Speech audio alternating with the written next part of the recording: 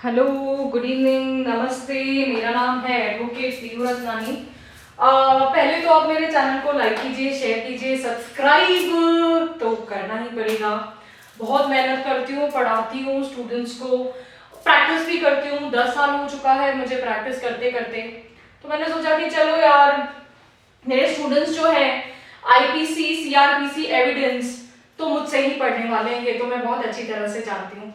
तो मैंने सोचा कि चलो यार, क्यों ना मैं आपको सीपीसी का ऑर्डर्स के बारे में तो मैं ऑलरेडी बता चुकी हूँ, स्पेशल फीचर्स के बारे में डिस्कस कर चुकी हूँ, नोट बता चुकी हूँ क्या है।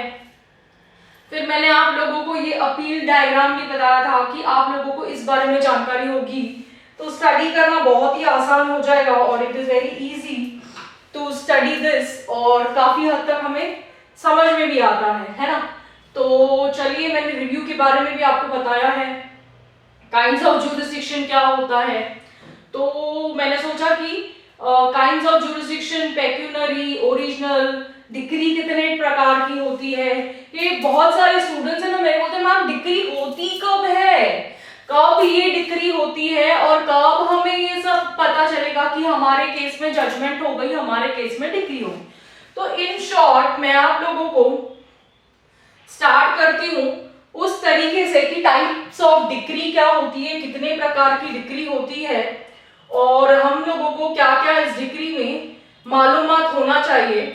मेरे स्टूडेंट्स बोलते हैं मैम येलो से लिखो तो हमें अच्छा लगता है, तो अब उनकी फरमाइश है तो पूरी तो मुझे करनी पड़ेगी, ठीक है ना। डिक्री, ये जो शब्द है ना, तो बहुत सारे बच्चों को कंफ्यूजन होता है जजमेंट के बीच में कि मैम जो जजमेंट होती है क्या वही डिक्री होती है क्या, तो जजमेंट जो होती है क्या मैम वही डिक्री होती है क्या, क्योंकि जजमेंट और डिक्री के बीच में काफी सारा कंफ्यूजन भी है और काफी सारा ये भी है कि भाई exactly what does it mean.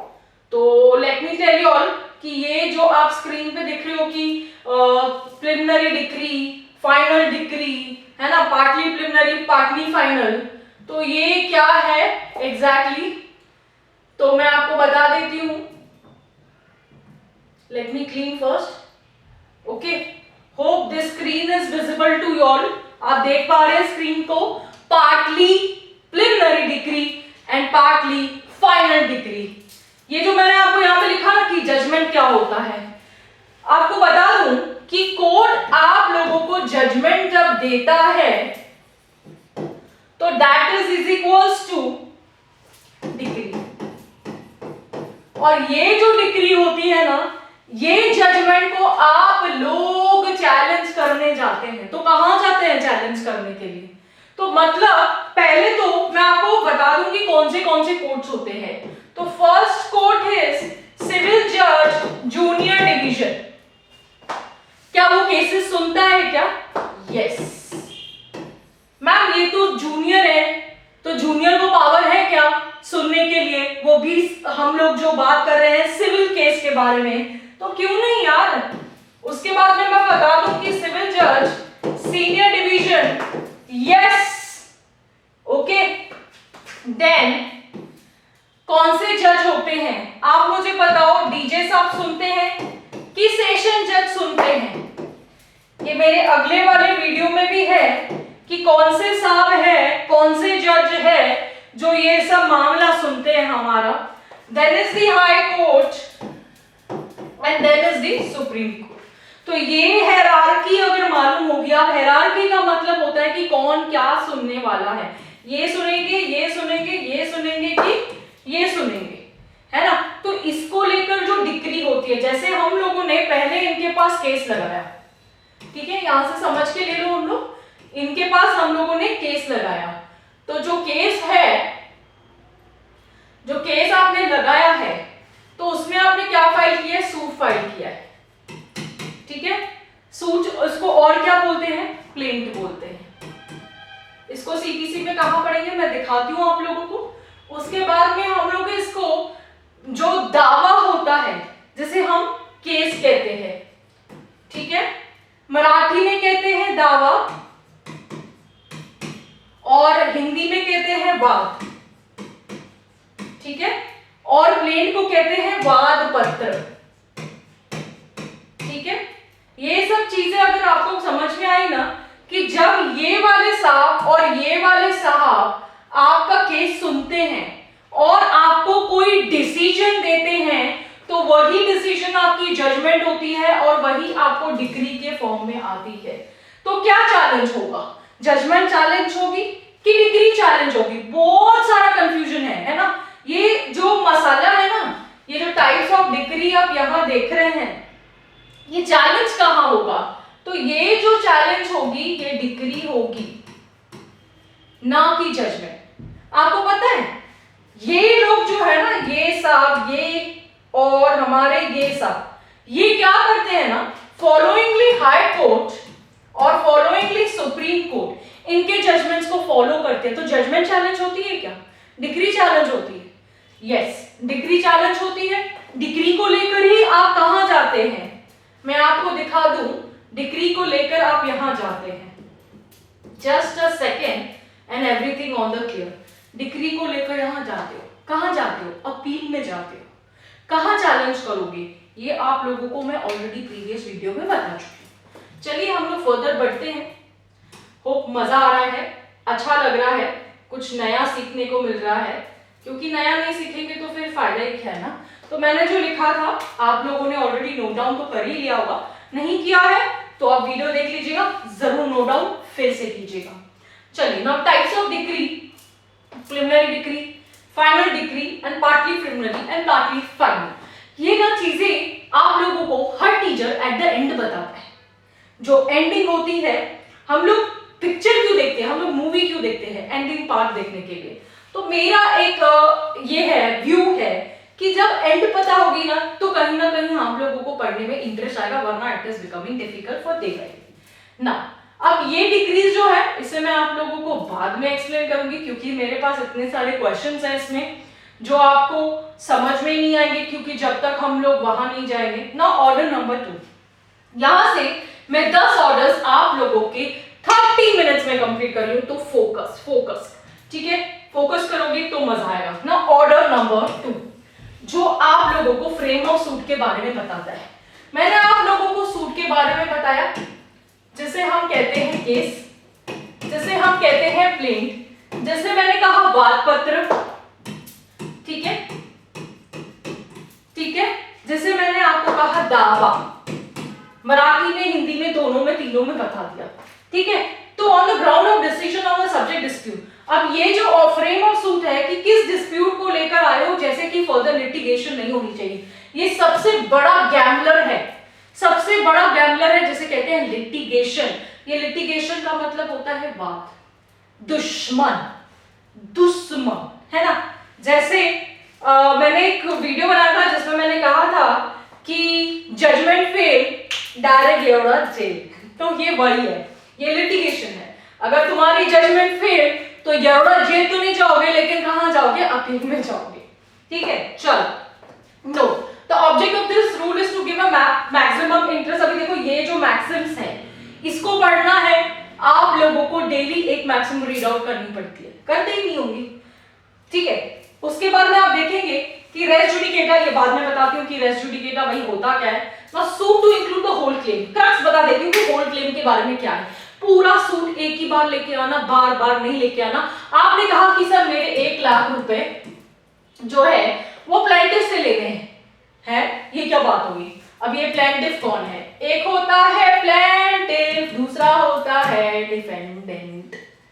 देखो कैसे कट कर दिया इसने मुझे, है ना।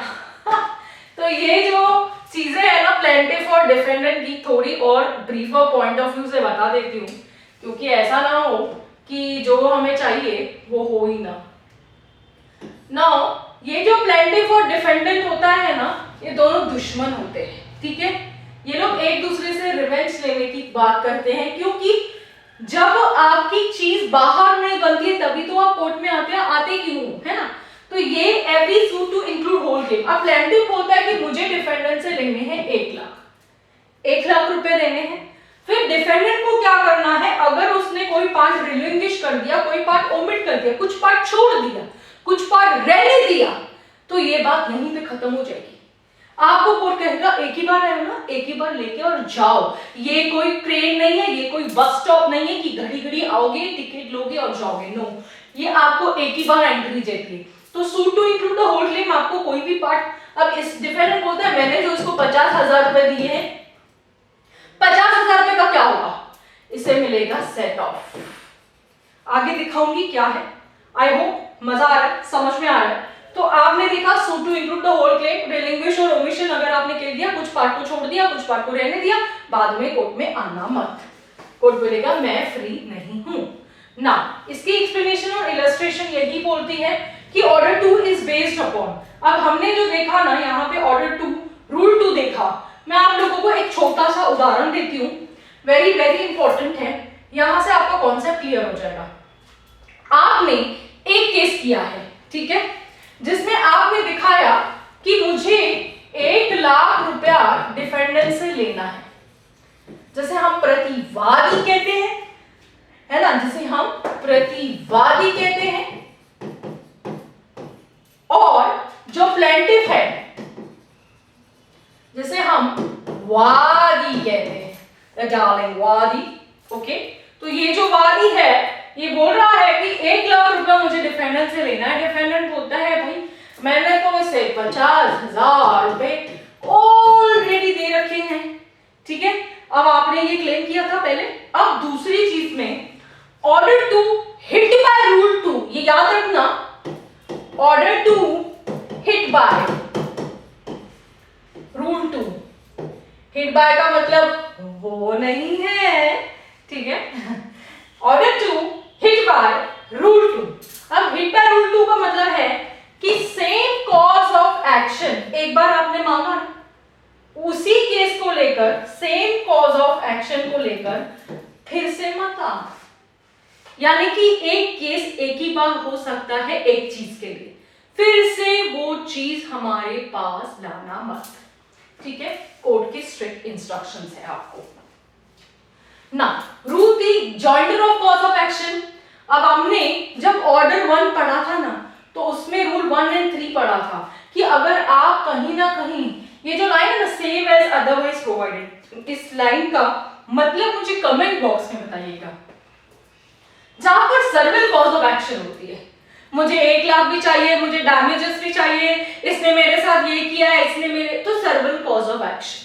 प्लेंट वाद पत्र कैसे बनाते हैं, मेरा वीडियो पड़ा हुआ है, उसको देख लीजिएगा, ठीक है। jurisdiction of the court, where the cause of action are united, the jurisdiction of the court regards suit shall be depend upon the amount of value। भाई ये तो सारे पैसे का गेम है, माल है तो ताल है, मनी इज मनी, और अपना सपना मनी मनी। तो ये जो गेम है ना, ये पूरा मनी के ऊपर है, इट्स ऑल डिपेंडेंट अपॉन पैसा। ये पैसा बोलता है, तो कॉज ऑफ एक्शन बोलेगा पैसा बोल, तो उस कोर्ट में जाएगा जो मैंने आपको हिरार्की पहले देखा। चलिए आगे बढ़ते हैं। Rule number 6 power the court to order separate trial. जहां पर आप एम्बैरेस करोगे, शर्मनाक चीजें करोगे, कोर्ट बोलेंगे चलो जाइए किसी और के पास, यहां मत आना। Rule objection to misjoinder. अब यहां पर इसे रूल 9 एंड 13 जो हम लोगों ने ऑर्डर 1 में पढ़ा था, एक बार उस वीडियो को जरूर देख लीजिएगा। Rule number 4 only certain claim to be joint for recovery of immovable property. ना सर्टेन क्लेम का मतलब होता है, यहां पर आती है डिंचैक पूजा, गाड़ी मैंने ले ली है, गाड़ी मैंने चला ली है, तो ये जो कॉज ऑफ एक्शन की बात करते हैं, जहां पर आता है means profit, don't pronounce as mesne profit, you look a duck before the court, ये मत करना। ये जो है ना कि सर्टेन क्लेम जो आप किसी इमूवेबल प्रॉपर्टी को लेकर कर रहे हैं, इमूवेबल प्रॉपर्टी मींस व्हाट, गाड़ी नहीं, कौन, मकान, बंगलो, और क्या होगा, क्या, पेंट हाउस, हाँ, और क्या होगा, जमीन, और क्या होगा, प्लॉट, तो जो कि रिलेटेड इमूवेबल प्रॉपर्टी को रिलेट करता है। तो आपको क्या करना है, इमूवेबल प्रॉपर्टी के अंदर जो आप कॉज ऑफ एक्शन कोर्ट को लेके आए कि सर ये मेरी प्रॉपर्टी में घुस गया, निकालो इसको बाहर, तो वो सब आपको एक ही में लेके आना। रिकवरी एक बार होगी, बार बार नहीं। This prohibits the joining in one suit claim by or against the executor. Executor कौन होता है, administrator कौन होता है, hearer कौन होता है, ये सब एक ही चट्टी बच्चे की हीरोइंस हैं, ये हीरोइंस। कैसे? मैं भी हीरोइन हूं? नहीं। एग्जीक्यूटिव, एडमिनिस्ट्रेटर और हियर। अभी देखो, जब कोई रिप्रेजेंटेटिव नहीं होता है, जब मैंने आप लोगों को ऑर्डर नंबर 1 का रूल नंबर 8 जब बताया था कि रिप्रेजेंटेटिव सूट क्या होता है, आप नहीं जा सकते, आपका पावर ऑफ अटॉर्नी चाहिए। आप किसी को अथॉरिटी दी, आपका अथॉरिटी होल्डर जाएगा। यहाँ पे कौन है? रिप्रेजेंट, जो आपको रिप्रेजेंट करेगा। आप कोर्ट में नहीं जाते, मैं सो रहा हूँ, मैं रिलैक्स कर रहा हूँ, तो करिए ना। तो ये रिलैक्समेंट पॉइंट पे ये बात आती है। आई होप आप लोगों को क्लियर हो रहा है, ठीक है ना। ऑर्डर नंबर 3 पे आ गए, फटाफट बता देती हूँ। Recognize agents and leaders. हाय हाय मिर्ची, उफ उफ मिर्ची, ये है हमारा एजेंट, ये है हमारा प्लीडर, हमारा एडवोकेट, हमारा वकील साहब, ये है ये। तो जब कोई अपीयरेंस होती है, जब कोई एप्लीकेशन देता है कि सर अभी आप लोगों को सम्मन आया है, बुलावा आया है कोर्ट से, तो आपको कहीं ना कहीं लॉ क्या बोलता है कि आप किसी पर्सन खुद आ जाओ, ठीक है, by a party in person, by recognised agent, किसी एजेंट को भेज दो अगर आप नहीं आ सकते हो, या तो आप अपने वकील साहब को भेज दीजिए, एडवोकेट साहब को भेज दीजिए, और जो आपके जगह पर सारी बात करेगा। द कोर्ट में direct that any of the appearance shall be only by the party in person. को डायरेक्शन भी दे सकता है कि पार्टी इन पर्सन आ जाओ, कोर्ट में किसी को भेजना नहीं। जो वकील साहब है उनको मालूम ही नहीं है क्या बात करने का है, तुमको मालूम है ना, तो तुम मान जाओ। Now recognized agent and agents are the person holding the power of attorney। यहाँ पर जनरल पावर ऑफ अटॉर्नी होती है, आपके बैक में नहीं है, टेंशन मत लो। और स्पेशल पावर ऑफ अटॉर्नी होती है। जनरल पावर ऑफ अटॉर्नी क्या होती है, स्पेशल पावर ऑफ अटॉर्नी क्या होती है, उसको लेकर आपने मेरा एक वीडियो देखना है जो आप लोगों को बताएगा how to draft. Person carrying a trade और बिजनेस, जो धंधा पानी करते हैं, ठीक है, या तो name of the party is not resident. अगर वो बंदा जो है, जो एजेंट है, वहां पे वो बिजनेस कर रहा है या कुछ काम कर रहा है, जैसे हम धंधा पानी कह रहे हैं, उसमें से कुछ है, तो उसके ज्यूरिसडिक्शन के अकॉर्डिंग उसको सर्व किया जाएगा as per order 3 rule number 2। Person specifically appointed government to prosecute defend, जहां पर हम लोग फॉरेन रूलर्स, अब इसको सेक्शन नंबर 85 में पढ़ेंगे, तो ये याद रखना, ठीक है। अब मैं आपको ये नहीं बताती हूँ कि as per the Oxford dictionary power of attorney क्या होती है, एक बार रीड कर लो और अधिक जानकारी के लिए मुझसे पूछ लो। Joking, I am just fond of somebody with, ठीक है। चलो rule number 4, no pleader shall be act for any person in the court unless he has been appointed for the purpose। कोई भी प्लीडर किसी भी ऐसे बिना पर्पस के आप वहां पे खड़े नहीं हो सकते कि सर मैं इसके केस को लड़ूंगा, मैं वकील हूं, मैं एडवोकेट हूं। जब तक आपको कोई पर्सन अपॉइंट नहीं कर लेता तो आप उसके बिहाफ पे जाकर कुछ नहीं कर सकते, समझे। यही है रूल 4, ठीक है। तो जो भी अपॉइंटमेंट होगी उस तरीके से होगी। अब ये एप्लीकेशन फॉर रिव्यू और डिक्री इन द सूट, अब ये ना एक्सप्लेनेशन है कि जो सब रूल आपको बता रहा है कि जब कोई प्रोसीडिंग्स होती है ना सूट में, जैसे आपको बताया जा रहा है कि अपॉइंटमेंट होगा प्लीडर, यानी कि आप अगर वकील साहब लगाते हैं तो इसमें होगा तो क्या होगा, तो 144, 152 relation of decree, order made in the suit and appeal of decree, ये सब बताता है। Nothing in the sub rule shall be construed. देखो यहाँ पर है ना कि जो name of the parties, the name of the party to whom he appears, the name of the person authorised to appear, यानी किसको अथॉरिटी दी गई है कि मैं नहीं जा सकता, मेरी जगह आप चले जाओ, तो उसके लिए क्या करना पड़ता है, कोर्ट में हम लोगों को अथॉरिटी लेटर देना पड़ता है, ठीक है। पार्टी नहीं जा सकती लेकिन रिप्रेजेंटेटिव जा सकता है ना। ये पॉइंट्स है आप लोगों के लिए, कुछ इतना बड़ा खास नहीं, कॉन्सेप्ट समझ के ले लो, सिक्सर और चौके तो ऐसे ही मान लोगे, ठीक है। चलिए, service of the process of recognised agent, the process service of the recognised agent shall be effectual same has been serve on the person unless the court otherwise direct. Service कैसी होनी चाहिए, ये कौन सी सर्विस की बात करें, बुलावा, चलो बुलावा आया है, कोर्ट ने बुलाया है, तो वो प्रोविजन जो है, suit shall be the service of the process to be recognised agent, यानी कि उस रिकॉग्नाइज्ड एजेंट को बोला जाता है आजा, आओ बलमा, आओ सरकार, तो वो जब आएगा तो उस तरीके से कोर्ट को रिप्रेजेंट करेगा कि सर मैं प्लेंटिफ नहीं हूं, मैं उसका रिप्रेजेंटेटिव हूं, लेकिन मुझे अथॉरिटी है, ठीक है। Rule number 5, service of the process of the pleader, मैंने आपको जो आगे बता दिया ना कि अंडर दिस, ये थोड़ा सा इंपॉर्टेंट है कि there is a presumption that notice was being serve on the pleader and is communicated to the client. मैं आपको क्लियर कर बता देती हूँ कि जो समझो आप लोगों को नोटिस दिया गया है, जैसे मैंने कहा ना कि चलो बुलावा आया है, कोर्ट ने बुलाया है। तो उस तरीके से अगर आपको समन नहीं आता है, प्लीडर को समन आता है, आपने प्लीडर को अपॉइंट किया जिसे हम एडवोकेट साहब कहते हैं, तो वो जब अपॉइंट होने के बाद आएंगे तो उसके लिए क्या होगा कि उसकी जगह पे हो जाएगा। यानी समझो कोर्ट ने जो सर्विस किया है वो सिर्फ एजेंट को दिया है, लेकिन इससे कहा जाएगा प्लीडर को उस बात का ज्ञान है। अगर सिर्फ प्लीडर को किया है, एजेंट को नहीं किया है, यानी एडवोकेट साहब को किया है, तो ये माना जाएगा कि एडवोकेट साहब को मालूम है, मतलब क्लाइंट को पहले से ही मालूम है। Rule number 6, agent to accept service. अगर देखो, अगर वो जो एजेंट है उस जुरिस्डिक्शन में रहता है जहां पर कोर्ट है, जहां जुरिस्डिक्शन का मतलब ये होता है कोर्ट यहाँ, मेरा घर यहाँ उतने माइल्स पे है, तो बस आप लोगों को उस हिसाब से ये बताना है, ठीक है। तो appointment to be, writing to be full. अभी देखो मैं आपको बता दूं कि जैसे हम बीपी भी कहते हैं, है ना, वकील पत्र, वकालतनामा, वन एंड द सेम, एक ही बात बता रही हूँ, कुछ नहीं, दो खाली अलग अलग शब्द बता रही हूँ आप लोगों को, ठीक है। तो कोर्ट किसी भी suit order the party recognize agent residing within the jurisdiction of the court or to a pleader has been duly appointed to act in the court on the behalf specified agent residing within the jurisdiction of the, ठीक है, उतना बता दिया जाएगा। Now 26, अब यहाँ पे ना हम लोगों को ऑर्डर नंबर 4 जो है इंस्टीट्यूशन ऑफ सूट, हम लोगों को सेक्शन नंबर 26 के साथ में पढ़ना होता है, यानी 26/4। तो 26/4 आपको क्या बोलता है कि says that every suit should be instituted in the presentation of the claim।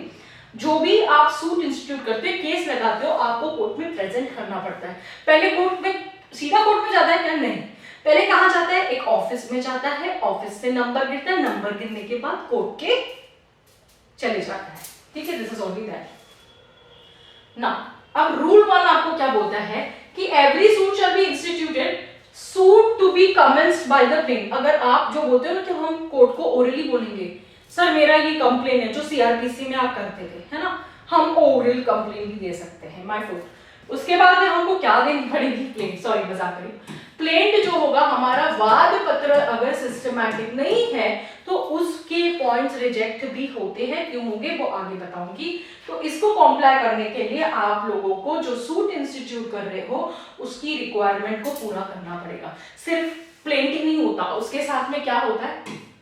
Plane के साथ में वीपी लगाया जाता है, प्लेन के साथ में एलओडी लगाया जाता है, जैसे अपन लिस्ट ऑफ डॉक्यूमेंट कहते हैं। फिर प्लेन के साथ में हमारा और क्या लगता है? एड्रेस, कुर्सीज। उसके बाद में क्या होता है, इसको क्या बोलते हैं, इसको समझने के लिए आपको कहीं ना कहीं मेरे पास आना ही पड़ेगा, ठीक है। तो आइए सरकार, The plaint shall not be deemed to be duly unless it complies। अगर आपका प्लेंट में कुछ भी मस्ती की गई है आपकी तरफ से, कुछ भी लैक्यूनास है, कुछ भी फ्लॉज है, तो चलिए वापस ना। रजिस्टर ऑफ सूट, एक रजिस्टर होता है कोर्ट के अंदर, उस रजिस्टर में एंट्री होती है, एंट्री के बाद उस कोर्ट को अलॉट किया जाता है जिस कोर्ट को जुरिस्डिक्शन है वो केस सुनने की, ठीक है। What is a plaint? Plaint क्या होता है? ये जो प्लेंट क्या होता है ना, मैं वहां लेके जाती हूँ आपको प्लेंट क्या होता है। मैं तो देखो मेरे स्टूडेंट्स को पहले ही बता दी। ऑर्डर नंबर 5 पे आते हैं। अब इसमें 30 रूल्स है। क्या 30 रूल्स याद करने हैं हम लोगों को? स्मार्ट गेम खिलाती हूँ, क्यों टेंशन ले रहे हो। Order number 5 lays down the general. अभी यहाँ पर सम्मन क्या होता है? ये सम्मन वो होता है जो कोर्ट का कॉल होता है। हेलो हेलो कौन है, ट्रिंग ट्रिंग, ये कोर्ट का बुलावा है। तो ये कोर्ट का कॉल है, जैसे हम कहते हैं सम्मन्स, जैसे हम कहते हैं नोटिस। अब बहुत सारे स्टूडेंट्स को कंफ्यूजन होता है कि मैम नोटिस तो वकील साहब भेजते हैं। सही बात है, कोई स्टेट में उसे नोटिस भी कहा जाता है क्योंकि सम्मन्स है ना, इसीलिए देखो सम्मन्स सर्विस जिसे कहते हैं ना, सारी गेम होती है सर्विस की। एक बार सम्मन्स सर्विस हो गया तो हम किसी की क्या, किसी के बाप की भी नहीं सुनते। ये when the suit has been instituted a summons to the defendant to appear and answer a claim to file a WS। अब ये WS क्या होती है? सम्मन्स जो सर्विस होते हैं वो कौन करता है? सम्मन्स कब जाता है? प्लेंट क्या होता है? क्योंकि प्लेंट आया है तभी तो सम्मन्स अपना फ्लाइट लेके जाएगा, ठीक है। जो वादी होता है जिसने वाद पत्र फाइल किया, जिसे हम प्लेंटिव भी कहते हैं, है ना, तो वो सब चीजों को लेकर हम लोगों को जो सूट इंस्टीट्यूट हुआ है, समन्स में भी इशू टू द डिफेंडेंट। ये डिफेंडेंट कौन है? प्रतिवादी। प्रतिवादी, तो ये प्रतिवादी को हम समन्स भेजते हैं, वो प्रतिवादी क्या करता है? WS फाइल करता है। टाइम पीरियड कहाँ है? ऑर्डर नंबर 8 में दिखा दूंगी। यहाँ पर आपको 3 प्रोविजन है। Provision number 1, 2 and 3। 1, 2 and 3 start। No, don't dance। Provide that no summons shall be issued when a defendant has appeared at the presentation of claim and admitted the plaintiff's claim। अगर plaintiff खुद आके बोलते हैं कि sir हाँ मेरा claim बनता है, मैं देने के लिए तैयार, लो जजमेंट, चल भागो।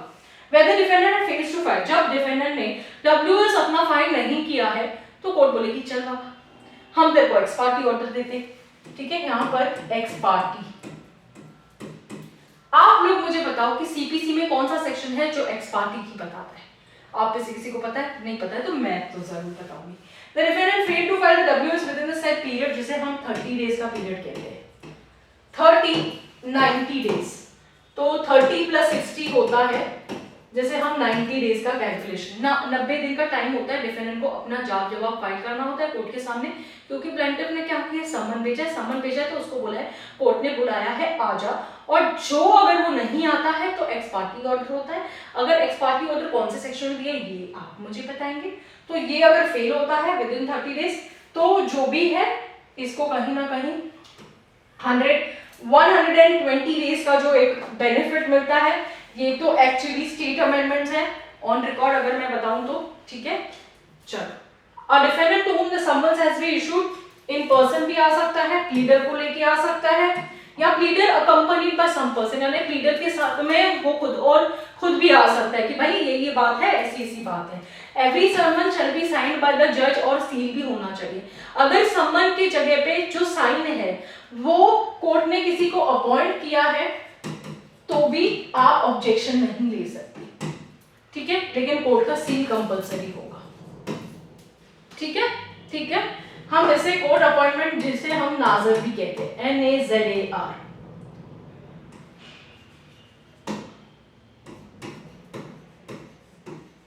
ठीक है, चलो आगे बढ़ती हूँ। Rule number 2, copy of the plaint to annex with summons. अगर आपकी कॉपी जो है समन्स के साथ में जो प्लेंटिफ है उसको क्या करना है? डुप्लीकेट कॉपी समन्स के साथ लगा के देनी है।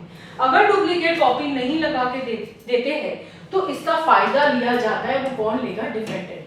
जब वो अपीयर होगा। अब समन्स को कैसे हम लोग करेंगे?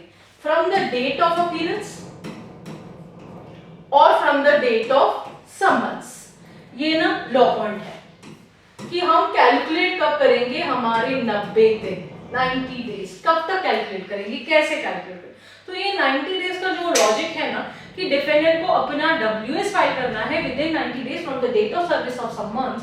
तो कब करना है? समन्स सर्विस होने के बाद अगर उसको कॉपी ऑफ प्लेन नहीं मिली तो उसको डेट ऑफ अपीयरेंस का फायदा मिल जाता है। उसको डेट ऑफ अपीयरेंस का फायदा मिल जाएगा। समझ में आ रहा है? बिल्कुल क्लियर हो रहा है? चलिए। कोर्ट में order defendant of plaintiff to appear in person. कभी कभी कोर्ट क्या करती है ना, आप लोगों को जो समन भेजती है उसके ऊपर लिख कर भेजती है कि आप इन पर्सन आना, वकील साहब को मत भेजना क्योंकि हम लोगों को आपसे कुछ पूछना है। तो आप अपीयरेंस जो देंगे इसको हम लोग कहते हैं मेमो, अपीयरेंस मेमो, या मेमो ऑफ अपीयरेंस भी कहते हैं, मेमो ऑफ अपीयरेंस। आओ बलमा, ये है वो जैसे मैं आपको पहले बता रही थी। ठीक है, आइए। तो मेमो ऑफ अपीयरेंस को लेकर आप लोगों को कोर्ट को जब आपको बुलाया है उस दिन आपको आना है और आप लोगों को कहीं ना कहीं ये सारी चीजें कोर्ट के सामने रखनी है। रूल नंबर 4, रूल नंबर 4 ये इसको पढ़ा जाता है 132 से लेके 133, कहीं ना कहीं exemption from appearance of person. जहां वो बंदा खुद नहीं आ पा रहा है तो no person shall be order to appear in person unless he resides. अगर वो पूना का रहने वाला है, पूना से बुलाए तो ठीक है, नहीं तो वो वकील साहब के थ्रू भी डायरेक्ट अपीयर हो सकता है, कोई बात नहीं है। अगर आप दिल्ली वाले बंदे हो या किसी भी स्टेट वाले बंदे हो, ठीक है, दिल्ली मुझे प्यारी है इसीलिए मैंने कहा। ठीक है, तो यहाँ पर आप लोगों को जो मैं कह रही थी ना पहले 50 माइल्स, आप लोगों की जो लोकल एरिया कोर्ट यानी आपके घर के और कोर्ट के बीच में गैप, डिफरेंस, टाइम गैप, तो ये होना चाहिए 200 miles where there is a railway और स्टीमर कम्युनिकेशन, इतना डिस्टेंस होना चाहिए आपके जो आपकी स्टेशन और इसमें